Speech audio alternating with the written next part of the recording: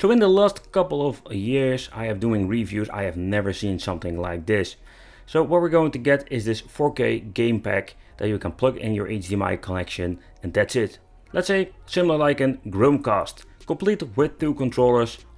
I'm very curious, what are we going to get with this? In one of my previous reviews I already spoken about this plug and play device that only could play NES games, but this stick can basically play it all. And with all I mean NES, Super NES, Mega Drive, Arcade, PlayStation 1 and some other systems I will show you later on in the video.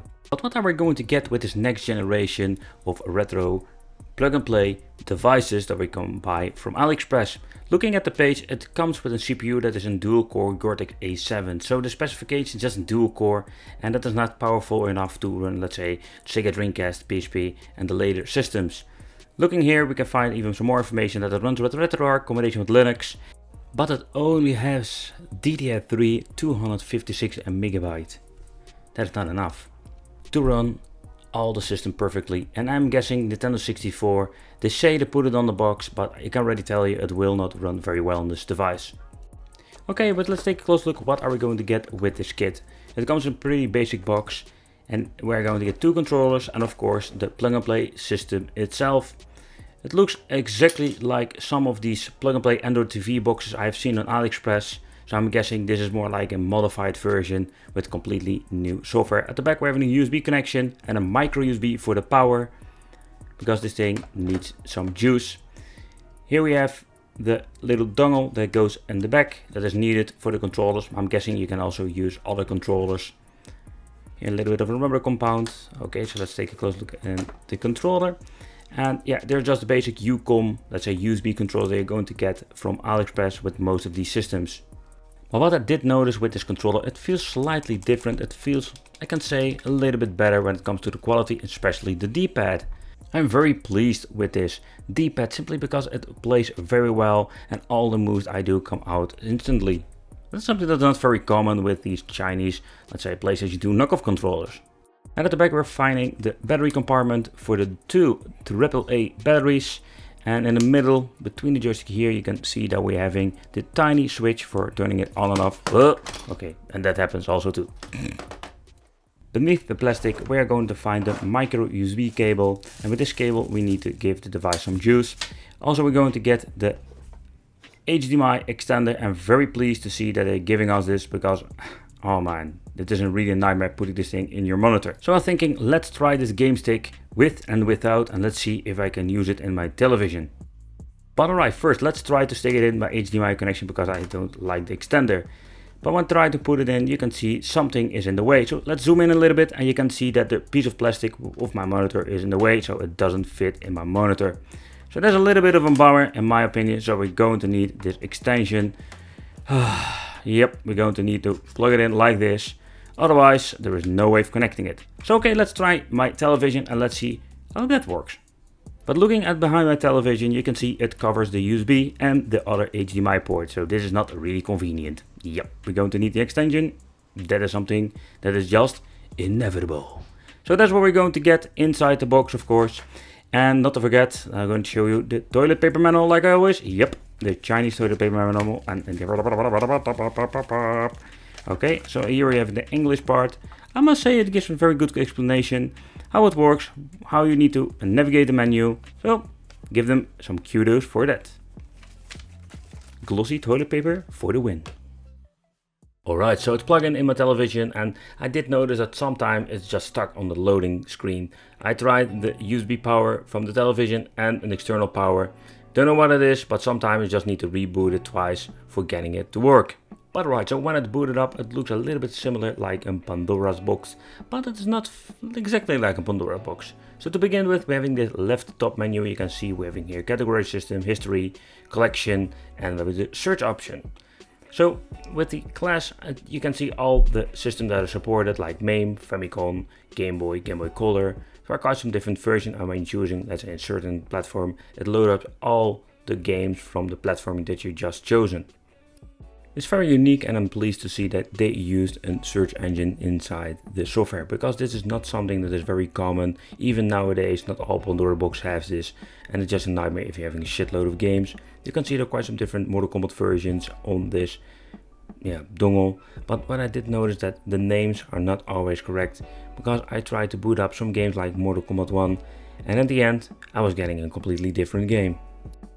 Besides the naming issue, I also found, for example, having 4 the same games, but every time I try to boot up a game I get the error message. And even if I am finding a game that's called Mortal Kombat 3 and I'm just ending up with the PlayStation version and not the arcade. So also, if you're searching on an arcade game, it's still highly possible that you're not going to get the game that you want. But what I'm pleased about, when you're pressing select and start, you're going to get the quick menu where you can go back to the main menu, disk control, swap controls if needed, and of course we're having a quick load, quick save. And that is pretty cool, because we can save with every game. When loading up, you can see it has a couple of seconds slowdown, but then it works just fine. With the settings, there are not a lot to talk about, just language, key tune settings and all those basic stuff. There is no aspect ratio change. There's not a lot of options here. It's not like in Pandora box with the filters. So what you see is what you're going to get with the settings menu. The naming of the arcade games is just a nightmare. When I'm choosing Street Fighter 3, for example, I'm just going to get Street Fighter 0, completely different game. But the gameplay itself, it runs pretty decent. Get ready, fighters! Go for it, man!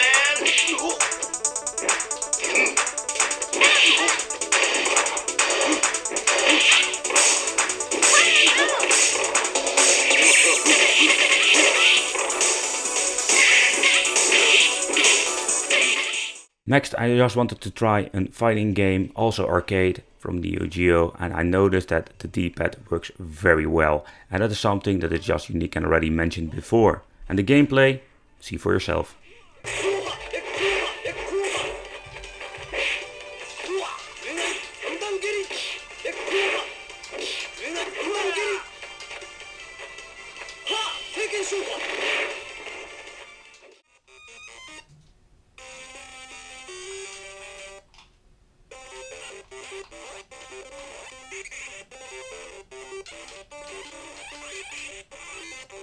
And when it comes to the NES, it runs pretty shitty. It's unbelievable that an 8-bit system doesn't work well on this, or this game at least.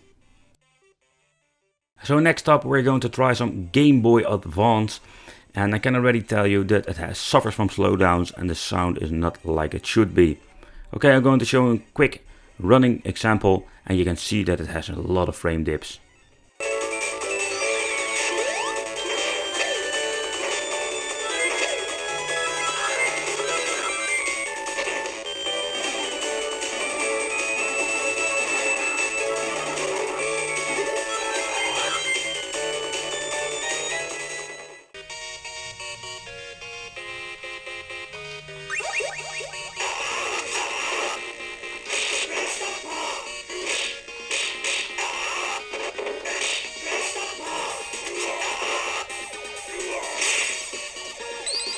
But with the Mega Drive, you can see the Street of Rage 2 works very well.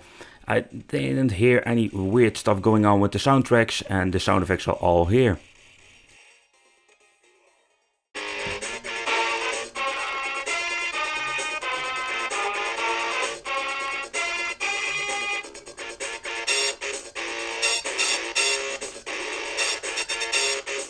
Okay, so with the Super NES part, it's pretty damn sad. You can hear that it is suffering big time. You can hear that it has having big slowdowns with the music and the gameplay.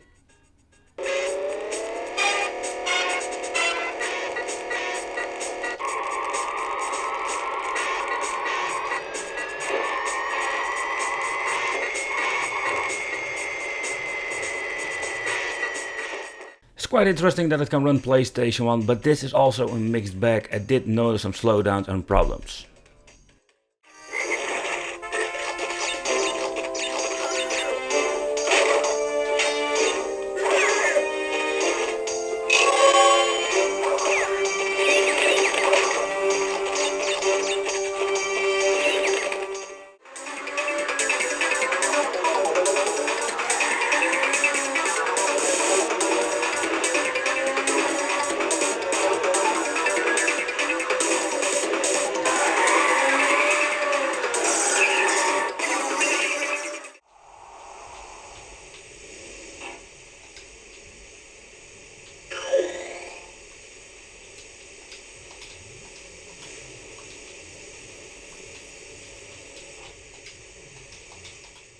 Okay guys, so this is what you're going to get with the 4K game stick from a friend from China. I must say I am very pleased with the controllers. The controllers are not bad, and for fighting games I had a very nice experience. But when it comes to the emulation, I can't understand how can you mess it up. The 8-bit, 16-bit stuff, Super Famicom, I totally not understand why it's not running perfectly. They didn't configure it, and no, you can't configure it yourself. So what you see is what you're going to get. Maybe in the future they will fix it, but for now this is what you're going to get. Two controllers, a plug and play stick that is not perfect, very flawed in many ways. Well, thank you for watching, consider subscribing, hit the little bell, and if you have any questions you can always leave it in the comments. And I will see you in the next video.